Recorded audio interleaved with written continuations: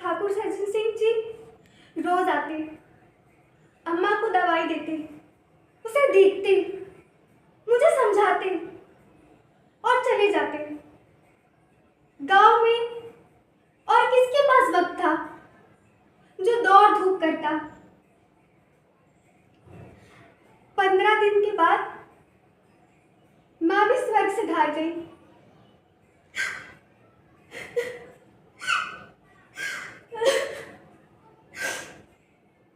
अंतिम समय में भैया अम्मा के पैर छूना चाहता था, वो आया, पर अम्मा ने ऐसी झटकी दी कि समीप ना आ सका। मुझे अम्मा ने आशीर्वाद दिया, तुम्हारी जैसी बेटी पाकर मैं तर गई। मेरी ईश्वर से यही विनती है कि उस जन्म में भी तुम मेरी कोख पवित्र करो।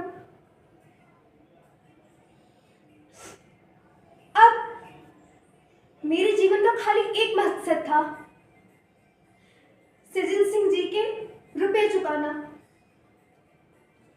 300 रुपए दादा के क्रियाक्रम में लगे थे और 200 कुछ अम्मा के काम में।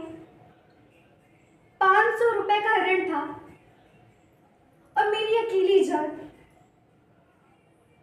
पर मैं हिम्मत ना हारी थी। मैंने 3 साल तक दिन को दिन और रात को रात न समझा। दिन भर खेती बाड़ी के काम करती और रात में 4 पसेरी आटा अकेली पीस देती। पूरे गांव में सबके ऊपर मेरी वाहवाही थी। सब मेरी तारीफ करते थे कि तू पुरुषों जितना काम करती है। मेरी कार्यशक्ति और पौरुष देखकर सब हैरान थे। जिस दिन मैंने सज्जन सिंह जी को आखिरी किश्त दी, उस दिन मेरी खुशी का ठिकाना न था। ऐसा लगा मुझे मानो मेरे जीवन का कठिन व्रत पूरा हो गया हो। जब मैं पैसे देकर लौटने लगी तो सज्जन सिंह जी बोले, बेटी अगर तुम कहो तो एक बात कहूं, पर वचन दो कि मानोगी। मैंने बोला, दादा आपकी बात ना मानूंगी तो और किसकी बात मानूंगी। मेरा तो रोया रोया आपका गुलाम है। वो बोले, अगर तुम्हारे मन में ये भाव है तो मैं ना कहूंगा।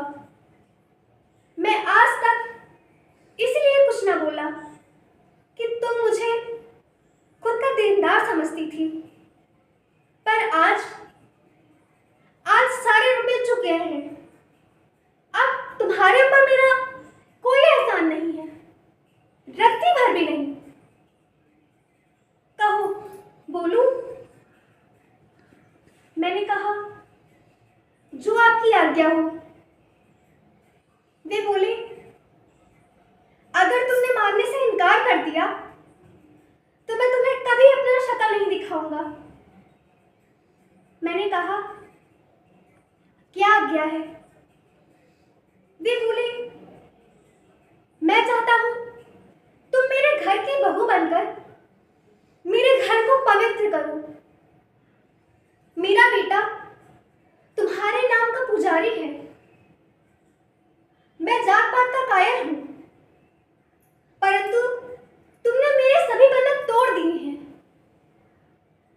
तुमने उसे बराह देखा है, कहो मानोगी? मैंने वो कहा, इतना सम्मान पाकर मैं पागल हो जाऊंगी दादा। वे बोले, तुम्हारा सम्मान तो स्वयं ईश्वर कर रहा है बेटी। तुम साक्षात भगवती का अवतार हो। मैंने कहा, मैं आपको अपना पिता समझती हूँ दादा। आपका कहा कभी नहीं टालूंगी। आप जो कहेंगे मेरे भले के लिए ही कहेंगे। आपका जो भी हुक्म हो मुझे स्वीकार है। सज्जन सिंह जी बोले, तुम्हारा सुहाग सदा बना रहे। उन्होंने मुझे आशीर्वाद दिया। बोले, मुझसे सुखी कौन होगा? तुमने मेरा कहा स्वीकार कर लिया। मैं बहुत खुश हूँ। तो ये थी प्रसूति सुभागी। प्रेमचंद ने इस मार्मिक कथा में समाज की दोहरी मानसिकता पर करारा प्रहार किया है। परिधान एवं मंच परिकल्पना प्रतिभा का सुभागी की मुख्य भूमिका अनुष्का कुशवाहा ने किया, जो बेहतरीन भूमिका निभाई। संगीत संचालन साधना, वंदना, मंच सज्जा अनुष्का, पूर्वाभास प्रभारी ऋषा, फोटोग्राफी वंश, प्रसार श्रेयांश, संगीत परिकल्पना एवं निर्देशन रितंद्रा मिश्रा का। और इसको जो कॉस्ट्यूम परिकल्पना की थी, रूप सज्जा किया था प्रतिभा मिश्रा।